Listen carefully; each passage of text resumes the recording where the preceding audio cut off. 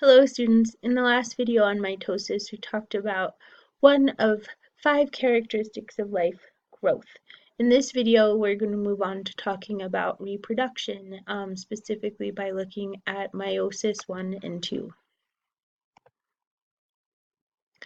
So when we're talking about mitosis, we're just trying to create new cells, and we duplicate the genetic information, the DNA, and then the cells divide, and so that genetic information is separated into two halves when cytokinesis occurs.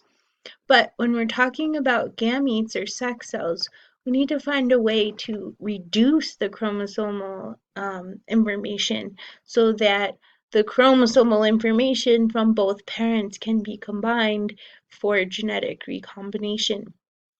And keep in mind that genetic recombination is the key source of adaptability of how organisms survive on the variable planet Earth through evolutionary processes. So let's talk about meiosis, which is about gametes and the sexual reproduction. So essentially, we are going to follow very similar steps to what we saw in mitosis. So in meiosis, we still have this idea that there's a resting phase, interphase, and it is the time when all of these processes are nearly identical to mitosis.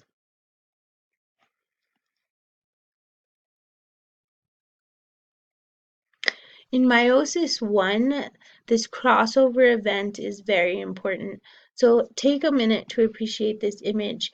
Remember when we were looking at mitosis, we were looking at these sister chromatids lining up on the equatorial plate in the cell, but it was just like one set of them, okay? But now we have two, all right? One from each parent.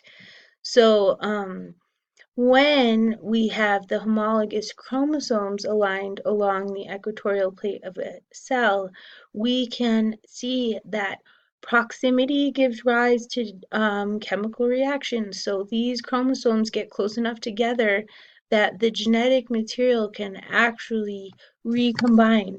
And so as a result, what we find is that the resulting haploid sex cells that have the reduced genetic information have unique genetic information. They don't have the exact same genetic information donated by each parent.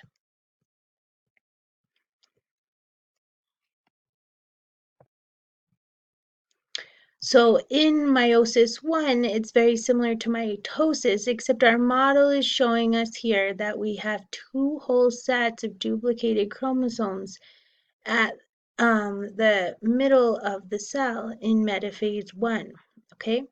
But then we find that what results are two cells that they look a lot like the situation in mitosis, right? But when you go through meiosis again, in metaphase 2, we see that that genetic material is dropped down to just one copy.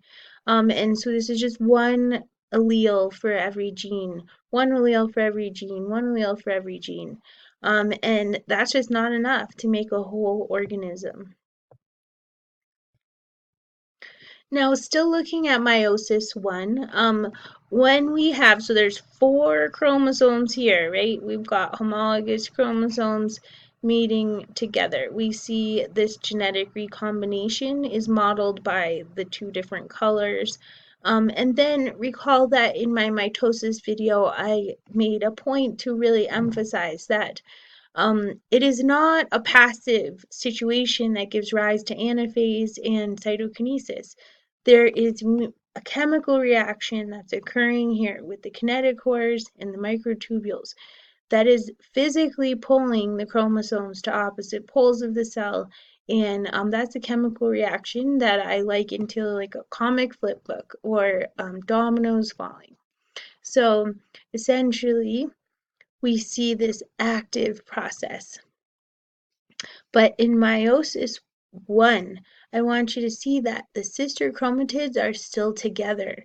and they're being pulled to opposite poles together. Whereas in mitosis, we saw that the sister chromatids were separated, and then we called them chromosomes. But then we go to mitosis 2, and we have the same prophase, metaphase, anaphase. All of that is the same. But in the second round, we see that those sister chromatids are pulled apart.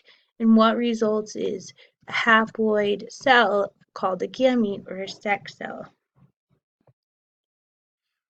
So looking at the big picture here, we can see how we really are tracking chromosome number as we move through meiosis 1 and meiosis 2.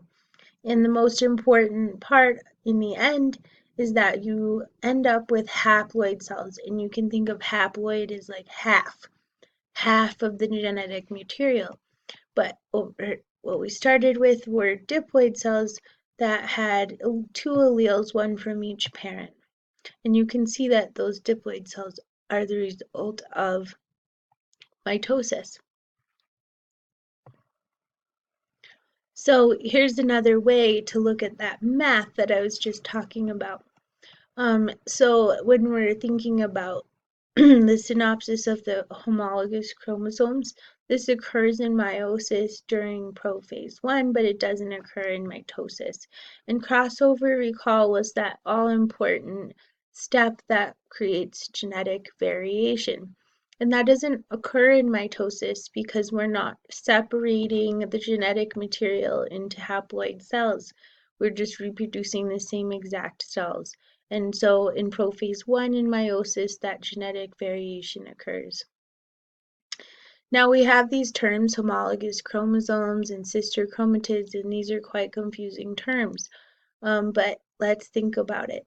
Homologous chromosomes are similar chromosomes. They're not exactly the same because crossover did occur at some chromatids.